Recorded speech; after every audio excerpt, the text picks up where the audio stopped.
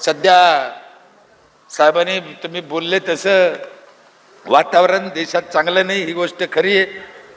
पण हे जे लोक आहे ना साहेब, मला एक वाटतं, माझा विषय नाही तो बोलायचा पण बोलतो, हे जे काय रोज दंगली ऐकून ऐकतो ना, रोज चालू, अकोल्याला झाल्या, शेगावला झाल्या, याला झाल्या.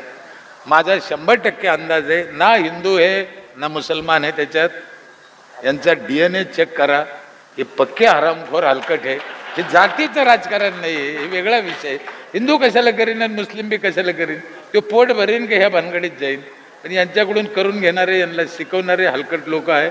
त्यामुळे देशाचं नुकसान होतं. 10 गाड्या फुटल्या तर देशाच्या फुटल्या ना भारताच्या, मग ते कोणाच्याही जरी तुटल्या असल्या तर देशाचं नुकसान आहे.